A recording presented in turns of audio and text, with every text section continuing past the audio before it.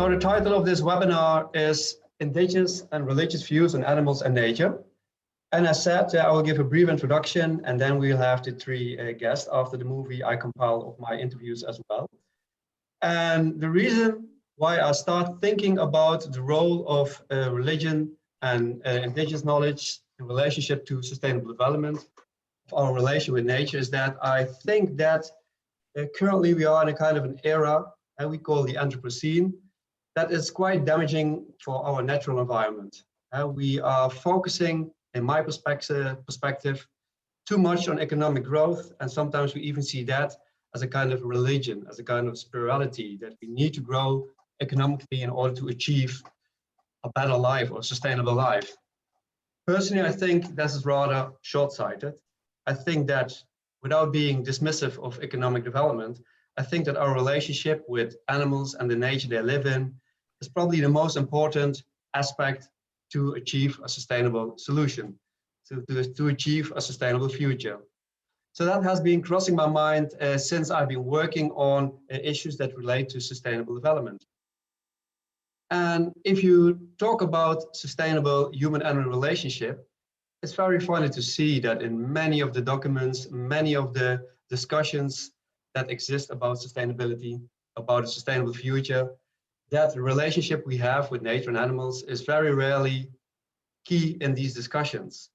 And of course, I've been thinking about it together with colleagues as well, that I really think that one of the key reasons that is not mentioned together is that the sustainability debate is being hijacked to some extent by governance and by this economic thinking paradigm, where actually only a limited attention is being paid to our relationship with animals.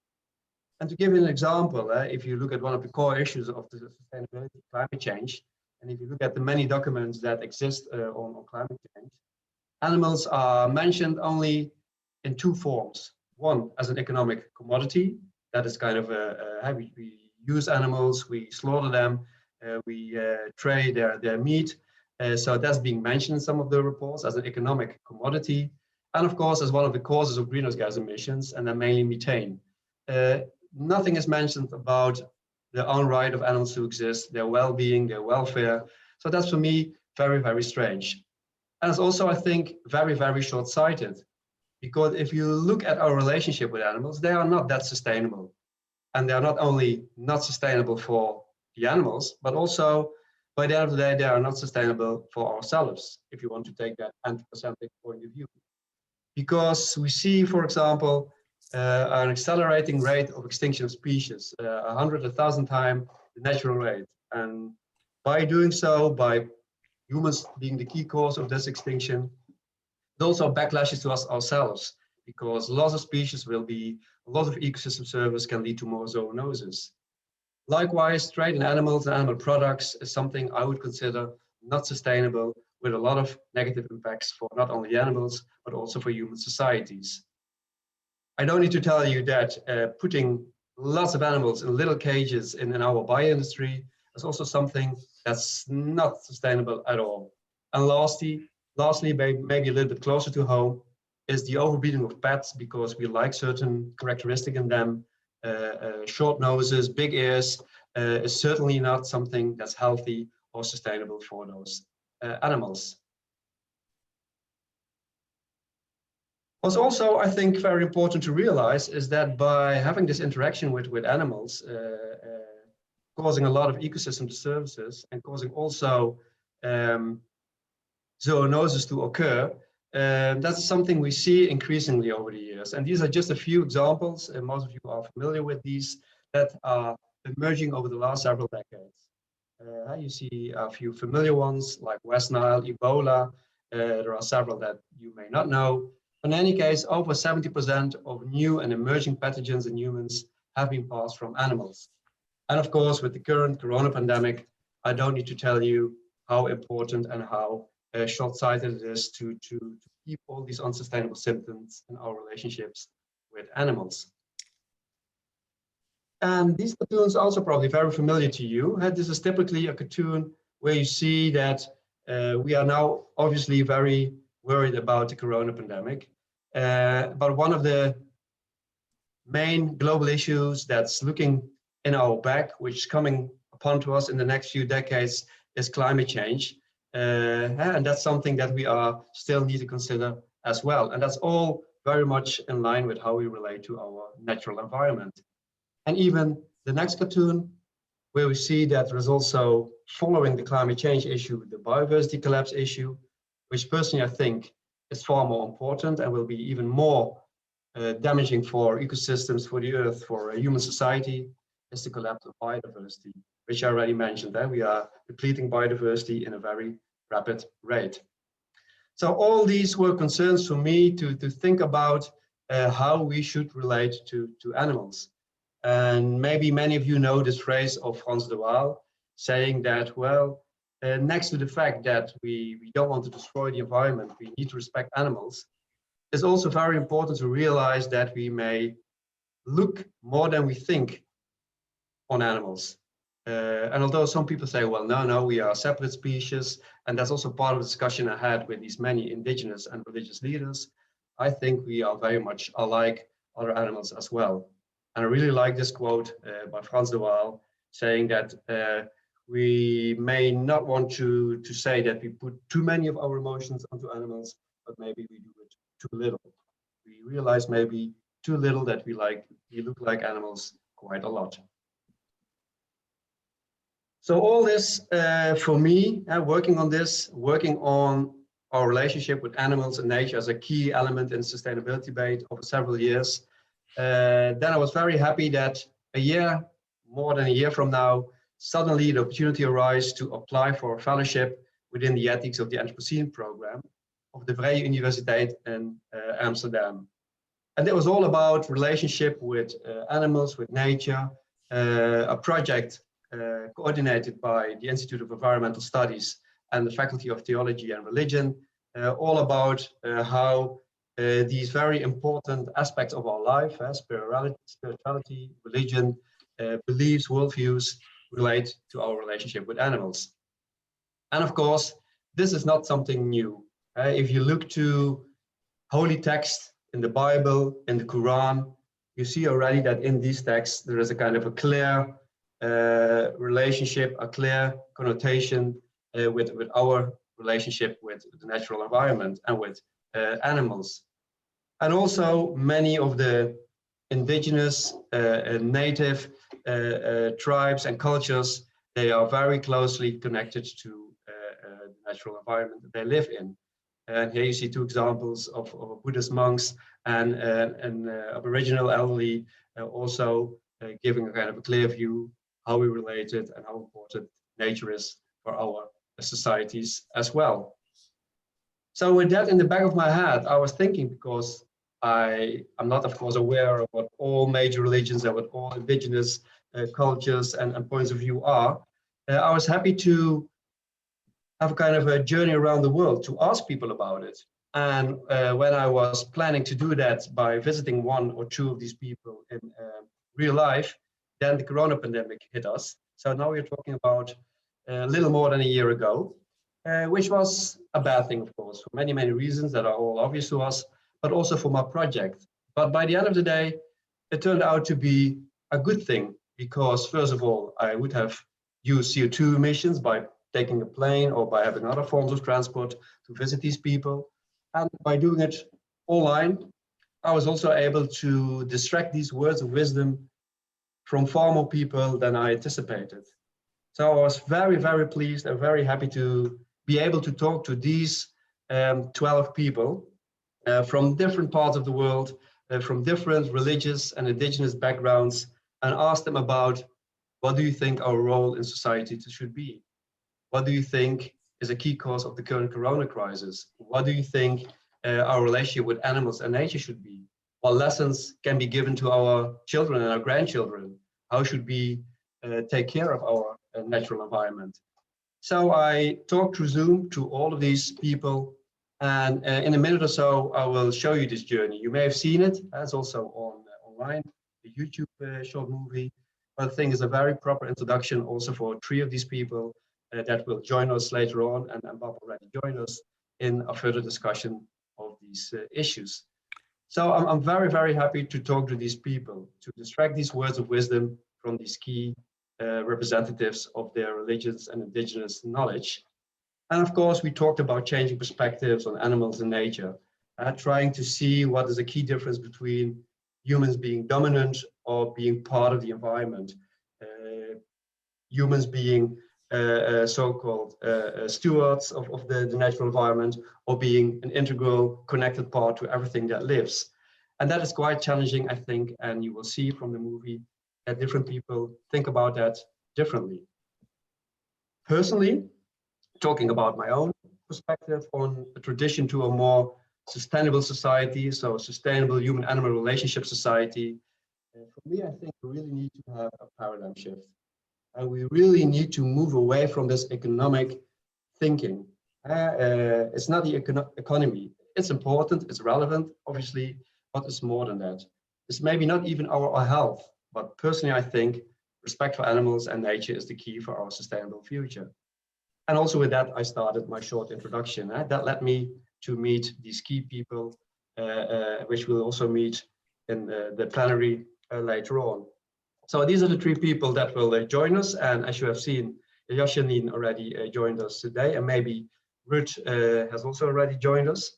Angagwak will join us 50 minutes after 7, and hopefully the connection will be stable. But anyway, we will have them to present and also to be available for questions which you may have after their presentation.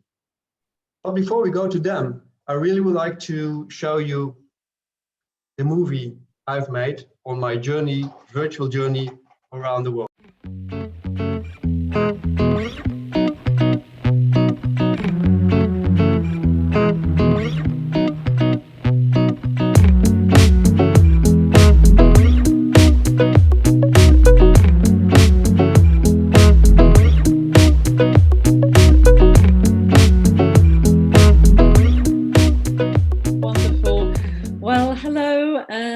Good evening, everybody, or good afternoon, good day, depending on where you are watching this and what the time is for you.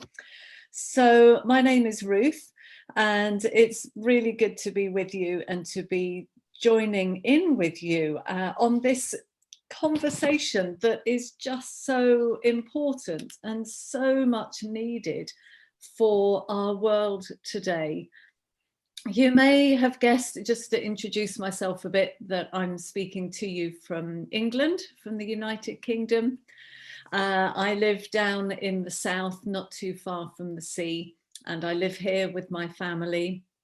And as the children have been growing up, all number of different animals, and share a garden with a whole variety of other creatures as well that we take great delight in. Last night it was going to be below zero, so I went out late to put a covering over some plants to protect them, and to my delight saw a hedgehog snuffling around the plant pots, which was just wonderful. So I am a canon theologian at Rochester Cathedral, which is really an honorary title, but it's a role that I play with a particular cathedral, helping them in their theological life. And then in my day job, I work for a Christian development charity called Tear Fund, which works around the world. We work alongside local church communities in some of the poorest areas of the world, helping people lift themselves out of poverty. So we work in places like South Sudan, in Myanmar, as you'll have heard a lot about recently, Bangladesh. We work all around, and my work, I won't go into what I do with them, but I'm one of the directors of the charity. So it's a real privilege to be meeting you. I'm really sad that I can't actually meet you in person, and joining in like this means I don't really have an idea of who you are or where you're from, but it's great just to have this short amount of time to meet together in this way. And I want to reflect on animals from the perspective of the Christian faith. and draw out some of the key strands within Christian theological thinking that relate to this topic of our relationship with the rest of the animal kingdom. And I've got 3 very simple points that I want to share with you this evening. The first is that the Christian faith is built on the foundation that God is a creator God, and God is the creator of all things. So the very foundational statement of the Christian faith that in certain traditions would be stated every Sunday morning is we believe in God, the creator of the heavens and the earth. So right at the beginning of the biblical narrative in Genesis 1, we start with this key affirmation of the natural world. God isn't only the creator of people, God is the creator of the whole world. And that poetic description of the creation narrative finishes on a really important point. I should say that depiction right at the start of the Bible, I do see as a poetic narrative. I don't take that as a literal description of how the world was made, but different people hold different ideas around that. But I don't think we need to see that literally. And that scientific understanding around evolution for me fits fine with the poetic description that we have in Genesis 1. But Genesis 1 finishes with a really important statement that says that God looked at all that God had made and said, it is very good. So at the end of each day of creation, God looks at what has been made and says it's good. And then when the whole work of creation is finished, God looks at all of creation and says it is very good. We can stop here. That's all we need to know. God looks at everything that he has made and says it is very good. I was brought up sometimes hearing that God creates humans and then says humans are very good. That's actually a complete misreading of Genesis 1. Humans are the final species to be created, but then God looks at the whole thing and says it's very good. It's fantastic. And this is a real contrast to the Babylonian creation narratives that were circulating at the same sort of time that the biblical narratives were being written. And in many ways, you can see the biblical narratives as being written as a polemic against the dominant cultural ideology. In the Babylonian narratives, you have this story of the world being created out of a defeated goddess. So there's a whole big cosmic battle, and then the defeated goddess has her body sliced into 3, and out of those 3 parts is created the seas and the land and the air. So we could do some feminist thinking around that, but putting that to one side, in the Babylonian thinking, the world was evil in itself because it comes from an evil goddess. But the biblical narrative says something so different. The world is very good because it comes from a God who is very good. And so we have this fundamental statement and belief that everything else in the Christian faith should be built on. Skip right fast forward through into the later parts of the Bible, what's called the New Testament. And we have there a statement that says that Jesus' blood shed on the cross was shed to reconcile all things in heaven and on earth to God. So in the Christian faith, there is sometimes the thinking that Jesus died on the cross in order to reconcile people, individual people, to God. Now, I'm not moving away from that. As a Christian, I do believe that Jesus died on the cross in order to restore my relationship with God. But if I stop there, I have an emaciated gospel. I only have the core, and I want the whole thing. And these later words in the book of Colossians, which was a letter written to the church in Colossae, makes this amazing statement that Jesus' blood was shed on the cross to reconcile all things to God. And this concept of all things is picked up again later in the book or the letter of Revelation, which gives us a little glimpse into the future, in which God says, "Behold, I am making all things new." Not, "Behold, I'm making lots of new things. I'm getting rid of all of this current stuff because it's rubbish and I'm going to make a lot of new things." That's not what it says. God says, "Behold, I'm making all things new. I'm transforming everything. I'm renewing it." And so all the way through the scriptures, we have this emphasis on all things. And for me as a Christian, if I only read the Bible as a book or a collection of books about human beings, I am missing a whole large section of what is there in the scriptural narrative. All things are part of God's vision. And so we have a world that is absolutely wonderful. That Genesis text right at the beginning talks about the natural world teeming with life. It's a beautiful description. This is how the world has been created, to teem with life.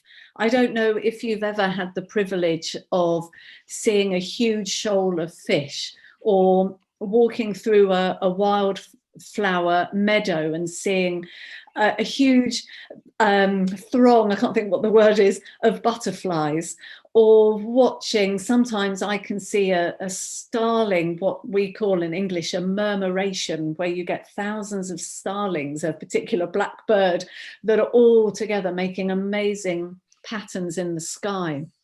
This to me gives me a glimpse of what the world was created to be, teeming with life.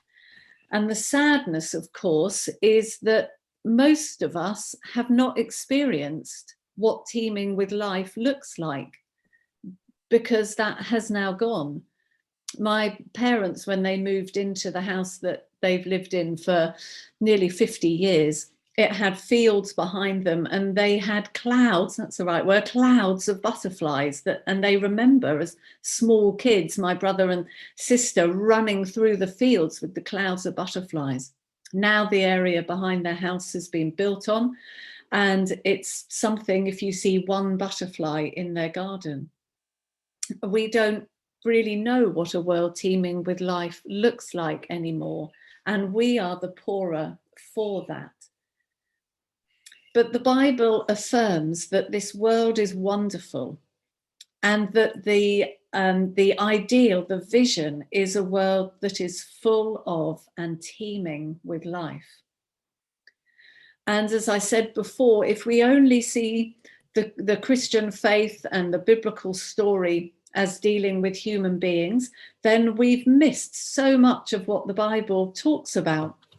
I wrote a book a year or so ago for the Archbishop of Canterbury, and I go through Genesis chapter 1, and I write on each day and what was created, whether it's the land or the trees or the water, the sun, moon and stars and so on.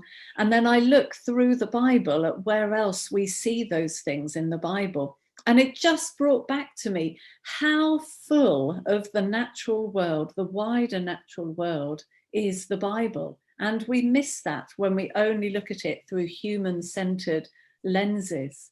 So I want to encourage us, whether we're Christians or from other faiths, and I know, of course, we'll be hearing from others very soon. Take off any glasses you're wearing that restrict your view to only seeing things as related to human beings, and see how your faith reflects and talks about the vastness of the natural world and the wonder that is contained there. So we have a creator God who made all things very good. We live in a wonderful world that is teeming with life.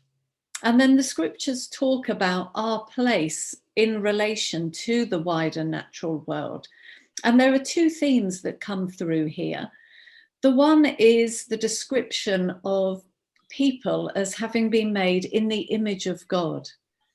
We are here, we have been created in order to represent and to reflect God to the wider natural world. The word that the scriptures use is to rule. We are made in the image of God to rule over the wider natural world. But what does ruling mean? When we look in the rest of the biblical narrative, and we look in particular at how God expected his rulers, his kings to behave, it's all about care, about compassion, about looking after the weakest and those who are on the margins of society, about acting on behalf of poverty and injustice. Primarily, actually, being a ruler, biblically, is being a servant. And we see this fundamentally in Jesus, who is described as the servant king. So ruling over the rest of the natural world actually is about us serving and being servants of the rest of what God has made. So we have been created in God's image.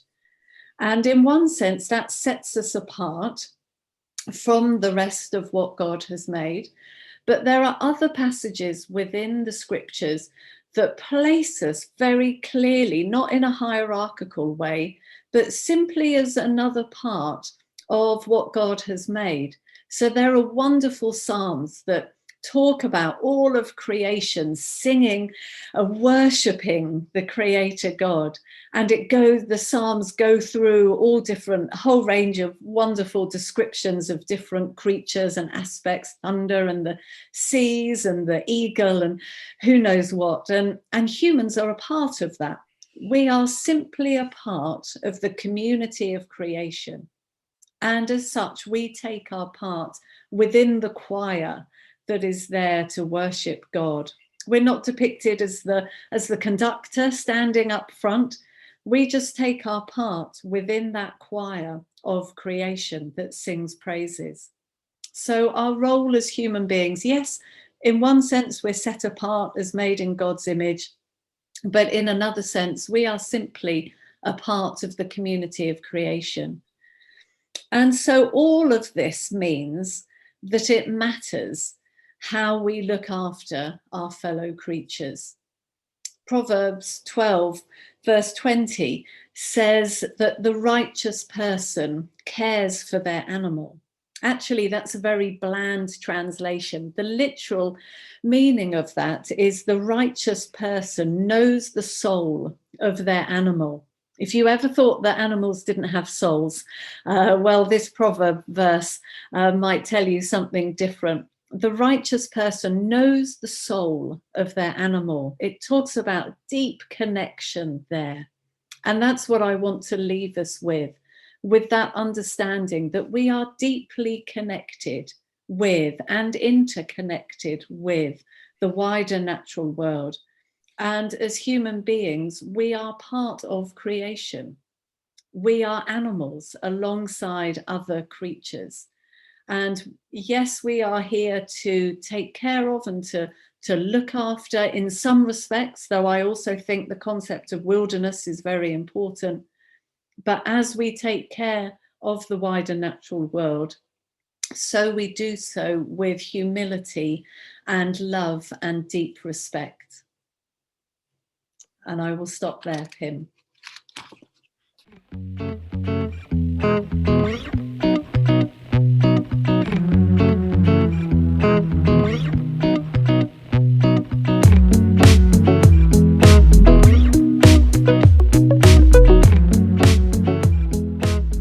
My name is Anganga, and it means the man who looks like his uncle.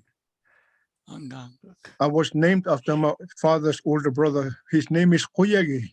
which means the beloved one, who was named after his uncle Anganga, who was named after his uncle Koyegi. So I go a long ways back. And in fact, not too long ago, because of the UNESCO came to my land that to create a heritage land for our people. They've confirmed that my family and my father's mother has lived in the same village for much more than 5,000 years.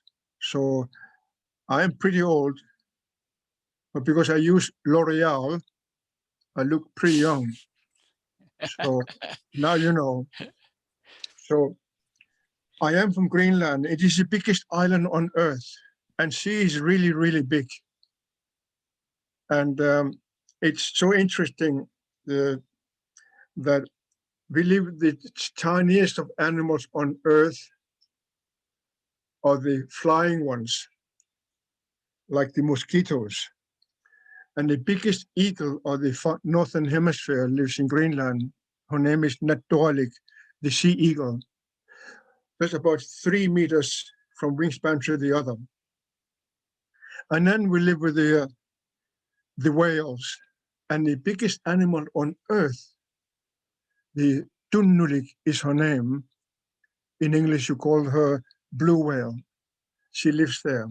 So we had those ones who flies highest and the ones who goes deepest into the ocean. And it's really interesting to come from there. And when it comes to religious understanding, I have very little to contribute because in my world, in 3 months' time, we will be celebrating 300th year anniversary since the Christianity arrived to my land in West Greenland. And next year, we will celebrate 100 years of arrival of Christianity in East Greenland. So everything by religion is very new. So my understanding is very little. Where I come from is I was born into this world to be the caretaker and custodian of what's on Mother Earth and what's within her. That is my job. I realized as I get older that I have not been doing a very good job. Right now, I'm talking to you from a small city called Berlin. I don't know if you heard about it, it's in Germany.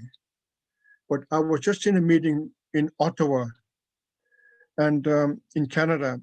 And we were talking about in 1977, when Greenpeace, as a world organization, forbid the Eskimos to hunt seals because they were Eskimos, the seals were beautiful animals.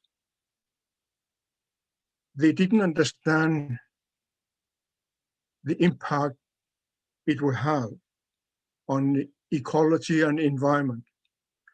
45 years later, we have never seen so many seals which have completely imbalanced the ocean world. It's so interesting that that's what they did. And which also has an enormous impact into my world. In Ottawa, we were just discussing that what people have done, those people from outside, which caused wealth for us in terms of being able to make money out of hunting of the seal for clothes, for tools, and for food. But since we couldn't hunt them, we had to buy things imported from Europe, which we didn't have money for. We couldn't make money out of creating tools, clothes, and food of just one animal, seal. So, which made the wealth disappear from my people. And I was just remembering my own name, uncle, because he was a wealthy man in terms of, because he's a great hunter. And he made good money for him and his family and extended family. with not being able to hunt seals anymore based on false statements of people who didn't understand the complexity of the ecology and the environment, caused poverty to come. And today, my land, my people are the poorest of European countries because of that not understanding the beauty of being caretakers and custodians of what's on Mother Earth and within her. That's so interesting.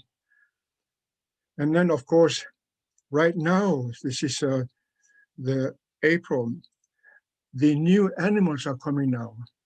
And as a child, we would be set out to look for these small newborn animals because we're going to have to learn to get to know them and know their names, when they are born, how they're raised.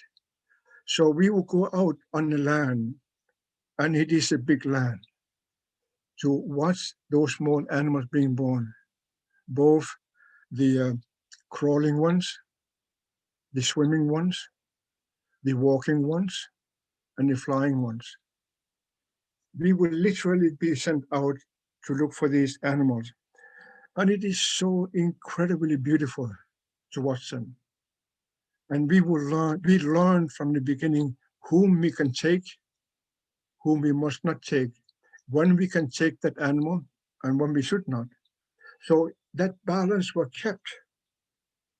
Today, I'm no longer hunting because now I travel. But I have never in my life killed one single animal without getting a permission from the animal itself. That I can say and touch my heart and look at myself in the mirror or the computer here, that I have never in my life killed one single animal without talking to that animal first and getting permission from the animal to be taken. The animal can understand us.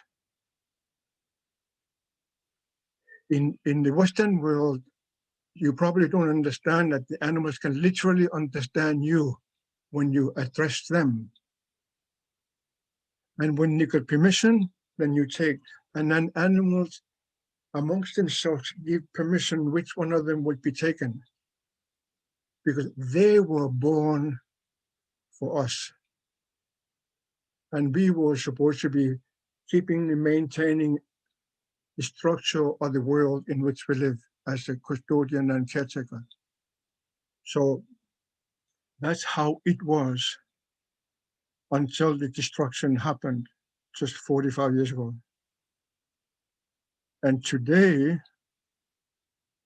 because the way we live, remember, you and I, we have never been so many on this earth. And every single morning, people wake up and want to eat. And then several times a day, they want to eat.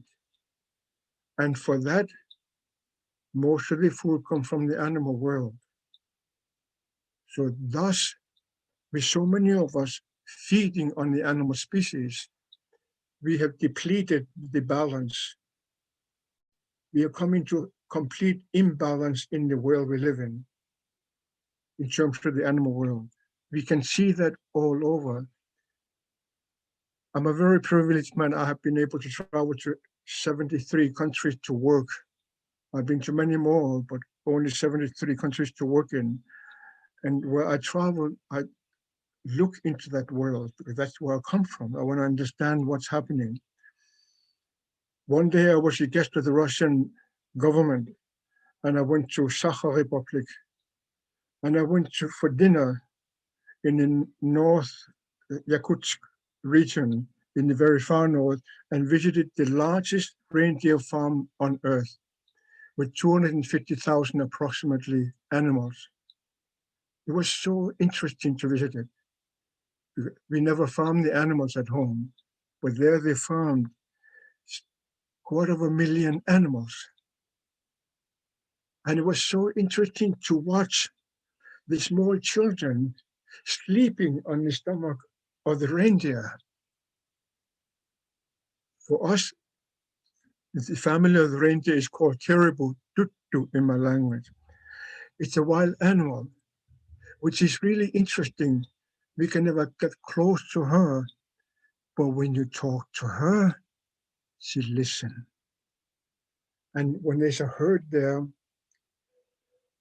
and one day I was hunting in northern Canada, in Ramanito, Baker Lake area, the inland village.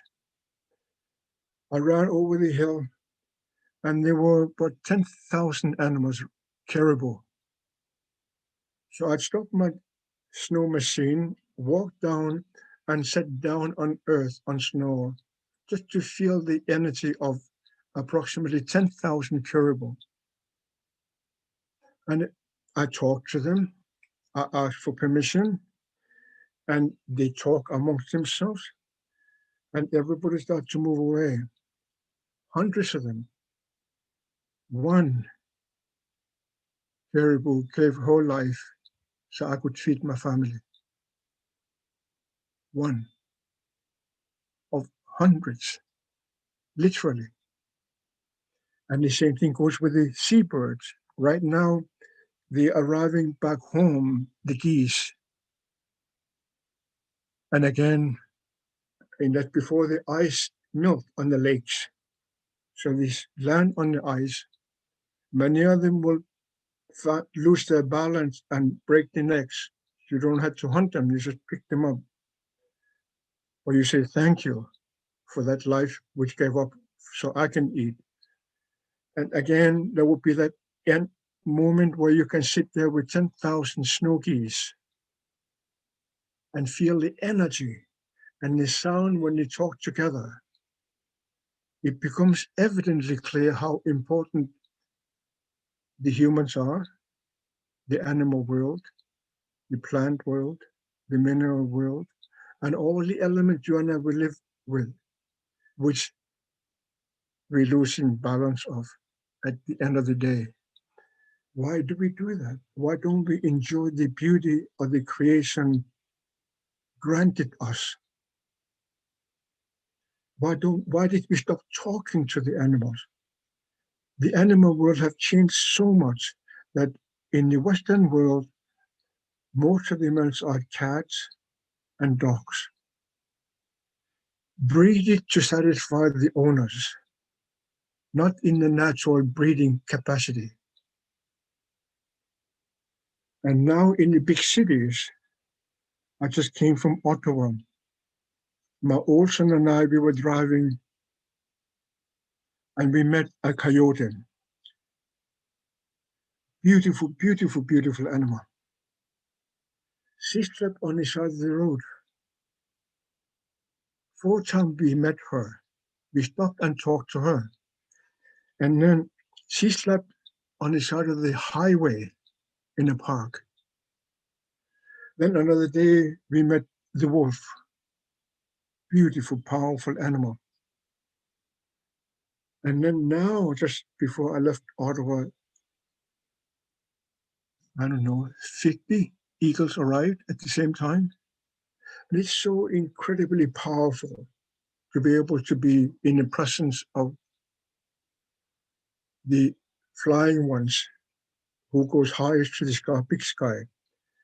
So it gives you a chance to really understand the beauty and the power of the animal world. As a young person growing in an open boat, we'll be visited by blue whales or gray whales or the smallest dolphins, Nisak, just a meter long dolphin, black and white, killer whales. To witness a killer whale hunting is a sight to be seen.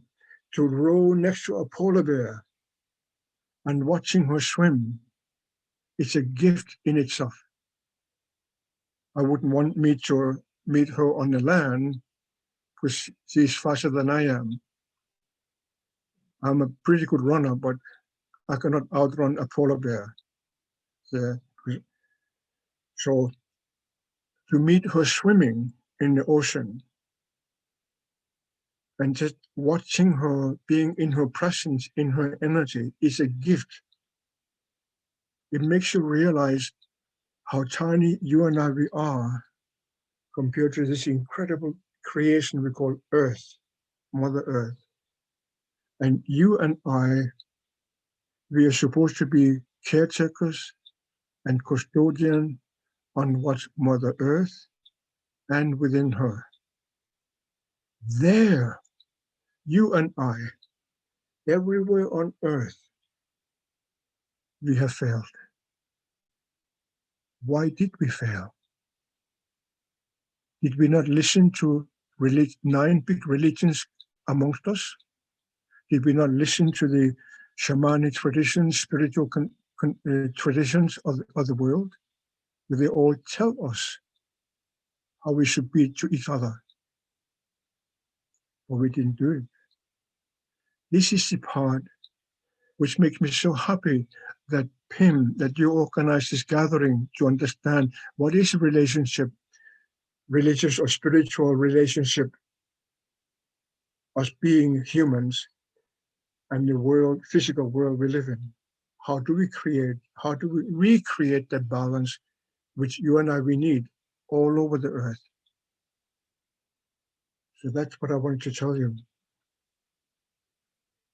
Goeienaand is my word for dankjewel in Dutch.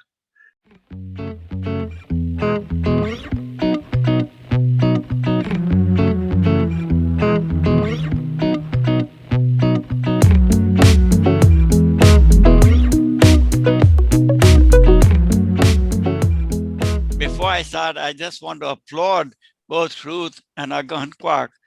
So eloquent, so moving. Intellectuals they are, but they are much more than that.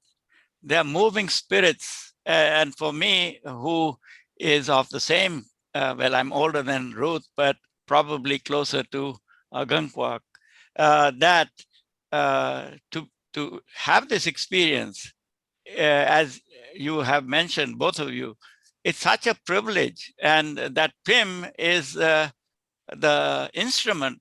And that's what I would like to talk about a little bit towards the end.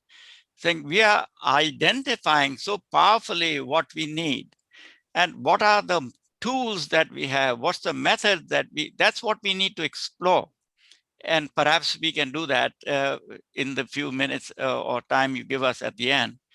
But I just want to say a little bit about myself as you are asking that of me. I was born in India.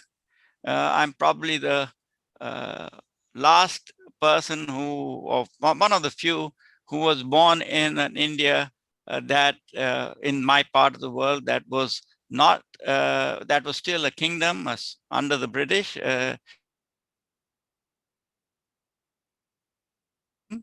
And he voluntarily gave up the kingdom for the new democracy that was created. So I'm a prince that way, but I was born in a democratic India. And my talk today is about not my opinion, but what I found amongst the villages and the small town. It's a town of about, but maybe this is in the little tape. So maybe we should stop that. I'm an anthropologist. I live and work in Boston, in Temple University. I live in Cambridge, Massachusetts.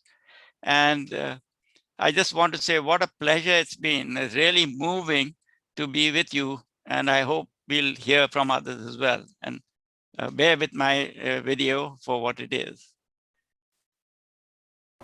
Greetings, Pim, Professor Martins, for inviting me to this meeting of deep thinkers, the very Reverend Ruth Valerio, spiritual reader, Anakwa.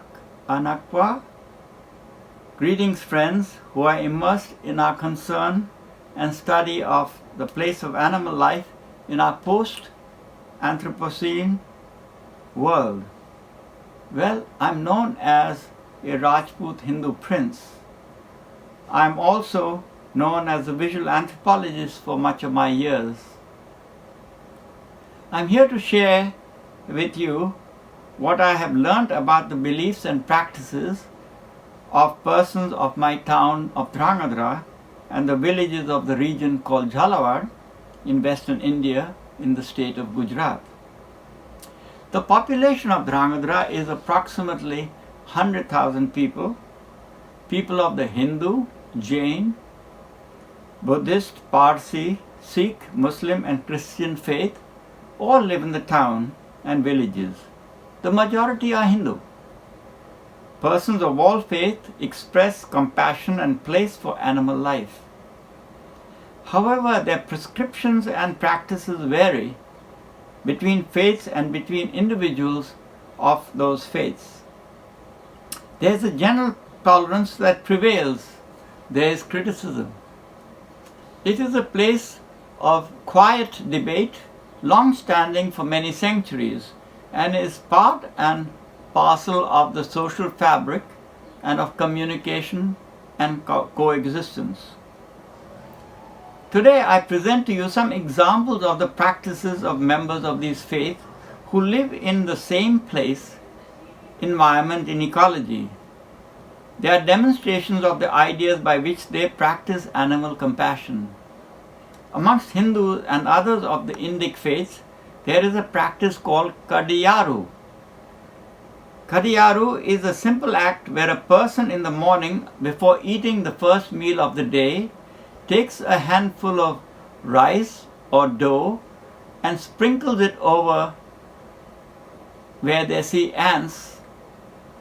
They do this in the belief that there is no greater act of service than to feed life. A poorest of the poor man can feed, or woman can feed millions of people in one life. It's not only a matter of dhan or charity. They consider it also by the term Sharanagati, which means to provide protection. Food protects, and so Kadiyaru is an act of giving and protecting. Villages and towns do this. There is no expectation of receiving anything back by these individuals. They do this because they believe it is intrinsically good, and some of them believe that they will be born again in their next life in another and more happier circumstance than which they are in at the present time. Among the Parsi Zoroastrians who migrated to Gujarat from Iran or Persia 2000 years ago, there is the practice that they believe is most important, perhaps the most important single act an individual can do, which is when they die, they give their body to life. They expose the body where insects and birds and other creatures may feed upon them. Their belief is that they've enjoyed all the benefits of life in all its many forms, and that it is a small act that when they leave and die, then they should make this offering to the living. And this is called Dhakma, or the silence of the tower. Two other concepts shared by Hindus, Jains and Buddhists are Ahimsa, which means no killing, and Jivdaya means animal compassion. These beliefs maintains that all living forms are equal and part of a cycle of birth and rebirth in which actions of your life shapes your future life. So life does not end when the body ends. The soul or essence or Atma returns in earth in a new form which inspires to pursue the ultimate moksha or release from life itself through little acts of giving. Little big acts of giving, because these are stretched over many lives. For these people, the principal life is vested in giving and in seeking a better reincarnation in the next life. This philosophy supports the building of old cows' homes, the Pandrapol, And there's another ritual called Prana, Antam, Yatra. The followers of this practice, Prana, Antam, Yatra, collect dead bodies of animals and birds that are found on the streets of the town or village and carefully take them and give them a last rites for safe passage of their souls into the next life. Hindu, Jains and Buddhists convey and confer equal rights to human and non-human life. The belief of Muslims in the town are that Allah, the voice of God, loves all lives and has provided animals for the benefit of people. This way of thinking requires Muslims to treat animals with compassion and kindness. When they are forced to kill animals, they should kill an animal very quickly and confer as little pain as they can in the act of killing. Christians in the town subscribe to the same practice and belief. The Sikhs, unlike the Hindus, do not worship animals but require that they be treated with respect as they're part of God's creation and have a soul like human beings do. The Sikh Faith statement, Asisi, calls for humans to be one and in harmony with God's creations. The point I'm trying to make here is that in a very small space of a relatively unknown town in the middle of a corner of India, there are all these different ways in which animals are treated and thought about by members of different faiths. There is no one philosophy that dominates how animals ought to be treated. And by and large, there is consensus of and support for the minorities that have a different way of thinking. It is the norm rather than the exception. I transition now from the noble concepts of prescription to practice. Though all the people that I have described do practice in their noble way, all peoples of all these faiths use animals and use them for their life's purposes that include the killing and eating of animals. And they often do not follow their own prescriptions. So for instance, the cattle herding bharwad of the villages are Hindus. They will not eat the cow, but if you look at their configuration of their herds, you will find there are very few bulls and bullocks.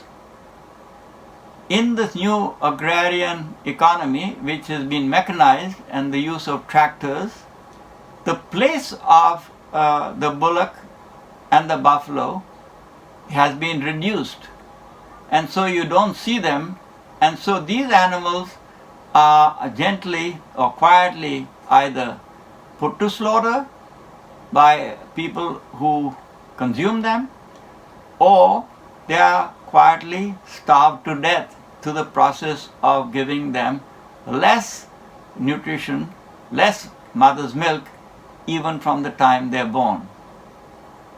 So this is important to understand that prescription and practice are not totally aligned with each other.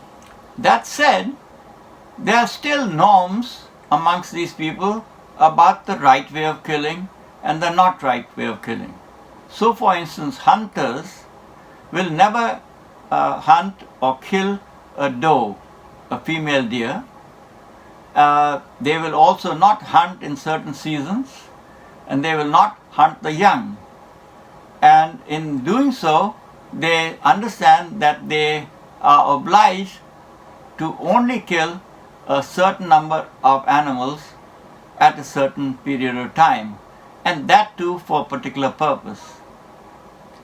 Animal sacrifice in these towns and villages is much reduced than was the case about 70 or 80 years ago, and substitutes for animal sacrifice is now conducted by the cutting of large vegetables that sit in lieu of the animal life. So what can we do to make for a more compassionate world where animals are treated better than they are at the present?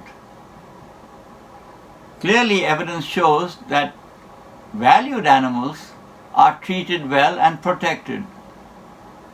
An example is in my province of Gujarat. Lions in the 50s and 60s were not protected, but now they are very much protected, not only by the province of Gujarat but India itself, because of the rise of tourism. So the animal that was neglected is now of value and is protected. In contrast, the place of horses and bullocks that were instrumental for transportation and communication has seen a dramatic decrease, and there are very many fewer of those animals today. I end. We know animals are cared for and animals are eaten. Animals will be cared for and animals will be eaten.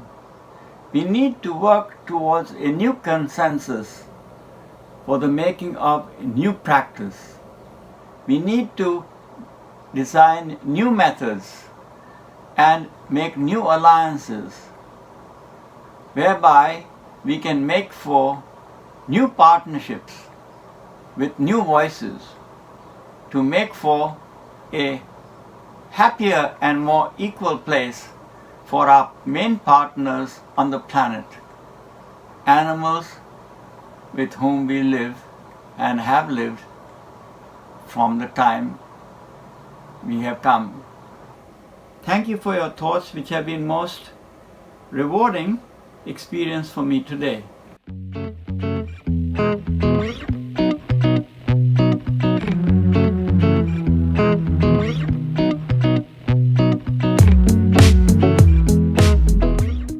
Thank you.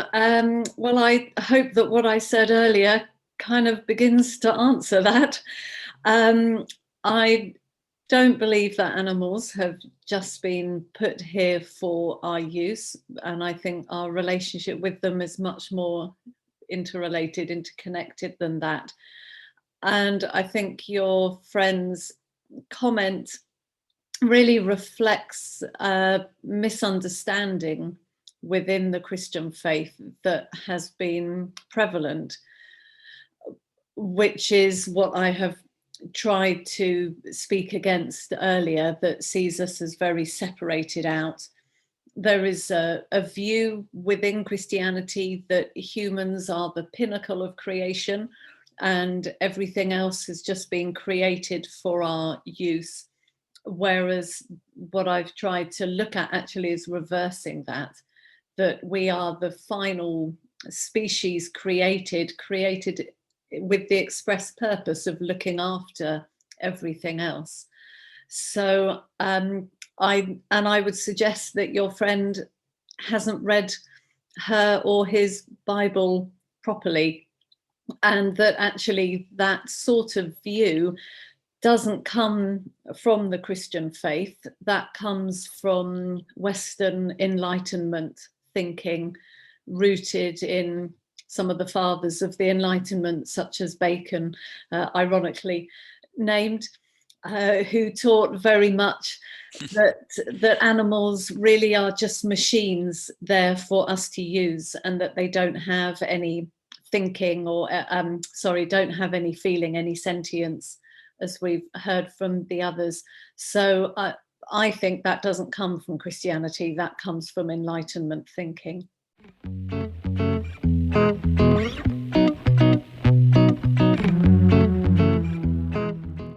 But I grew up in a hunting family for countless generations. And when you know the animals, you grow up with them, you know exactly whom you can hunt and whom you cannot hunt. So you don't learn that in school. You learn how to read and write and count in school. But in the real life of a hunter, you learn how to live and live with the animals created for you. And when you talk to the animal, they have that capacity to understand you. So look into them, look into the eyes of the animal and talk, just a normal talk, A, B, C, D, and wait for the answer. If you made that animal afraid, she will run. If you connected with her, she will stay. That's 100%. But most of us never grew up like that. You notice that in the Western world, into the Far Eastern Asia, to Africa, to South America, to North America, all over Europe, where I have been, 99% of the people simply do not even talk to the animals, except it is a cat or a dog. So we don't realize the capacity of the animal. They really understand you when you connect to them. I grew up with that, talking to a blue whale, which is the biggest animal on earth. It's so incredible because she speaks back to you. When you see a seal at the time of pregnancy and you connect to them, they literally say, thank you for talking to them.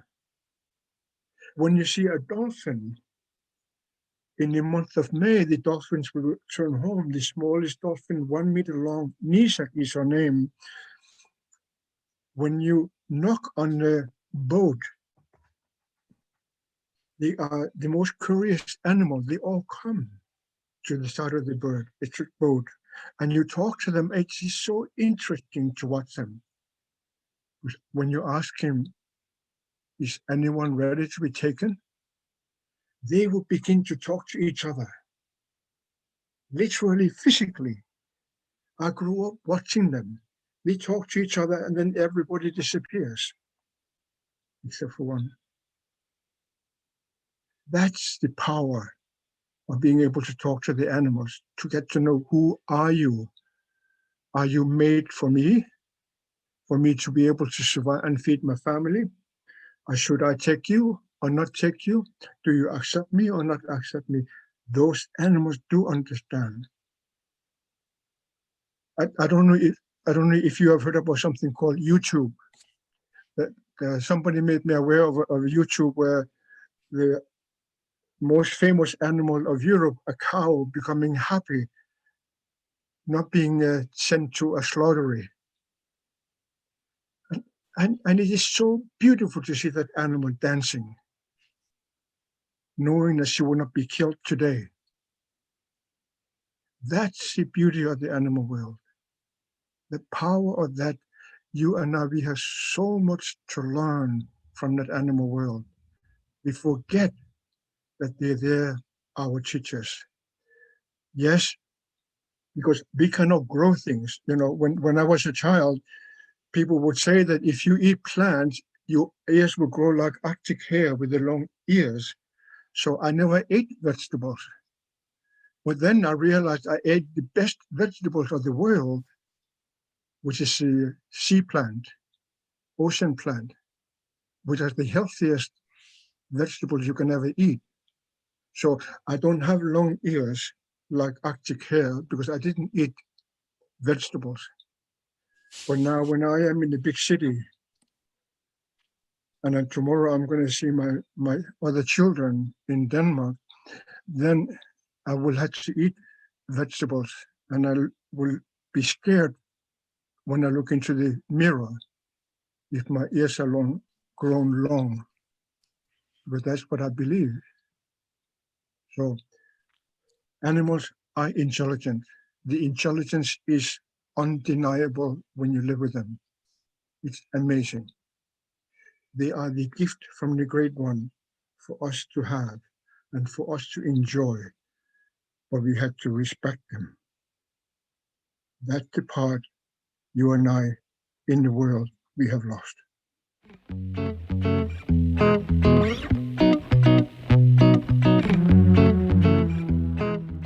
Thank you for that question. I think this is a crucial question for this debate to build on. And my response is very simple. If you tell people to sacrifice, giving up something, that's not necessarily going to work for an audience. For if they're getting something by this act that we three are proposing, and people of our tribe, I now call Ruth and Agakwa and myself and you, Prim, as the new emergent tribe.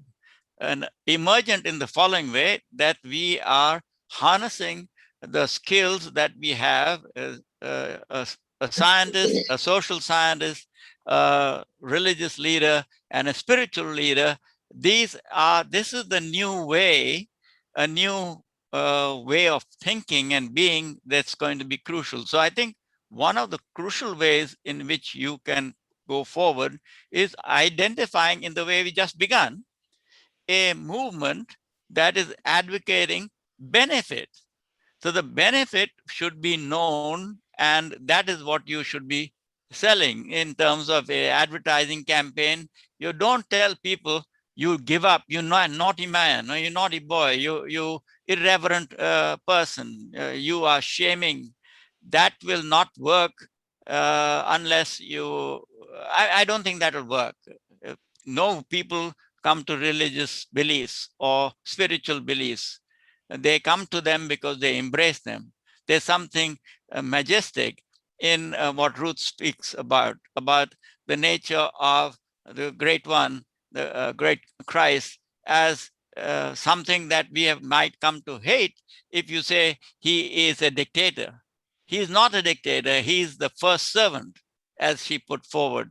That's crucial.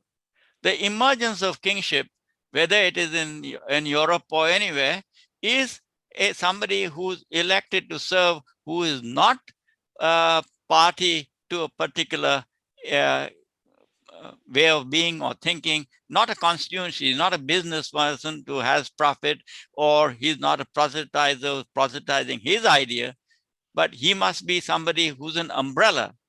And what I'm suggesting, to draw towards this faith, to listen to the eloquence we heard today. If people can hear, the question is, how are we going to find it?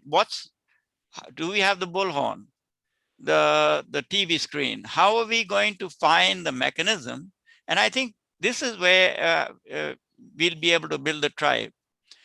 We don't want to be like we are right now, trees falling in the forest.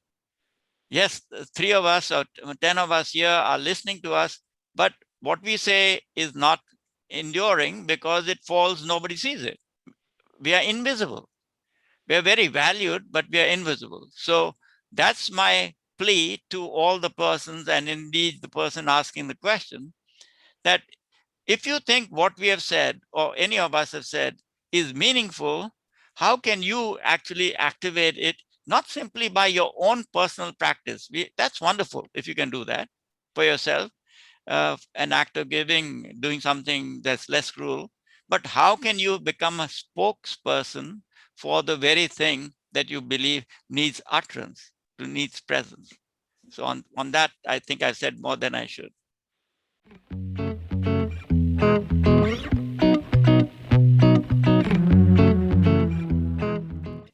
I think the main thing for us is for ourselves and for other people, to get outside and to experience the beauty of the natural world, whether it's in the largest island in the world, or whether it's in our cities, in our city parks, or on our windowsills. And I think I would just encourage people to get outside and to fall in love again. And for us, as we are trying to communicate around these things, let's communicate from a heart, not about duty and responsibility, but from a heart of love and of joy. And that communicates more than any words can. See a jewel, something really valuable. How can you share that? I give you an example. Just our colleague, Alankwak. He's a jewel. He's eloquent. He needs to be heard. Question is, do you have the means and do I have the means to make him visible? And I think if we recognize that amongst ourselves and amongst others who we see, how can we spread the world? As Ruth said, it's got to come from, rational is a policy matter, but inspiration comes from the heart. And I think that is what I entirely endorse what Ruth was said, that if the sentiment is real, it is felt, it will transform and transport and will give the people who have lost faith, but they have to have exposure to it. And I think we have a very wonderful person in somebody who speaks the language of himself as a life form who's in fact as intrinsically tied, not me pontificating, but somebody who is speaking of his relationship with the life force of animals, which is Agankwak. So many thanks again, Ruth, to you for talking to me a few months ago and today. Many thanks to you, Agankwak. Bedankt for joining us today from Berlin and last time from Greenland. And of course, also many thanks, Baba, to you for being around today. I hope you enjoyed this as much as I did. good luck, Pim. Do your Thank stuff. you. We are with you. Yes, thanks a lot. Bye-bye, Paul. Take care.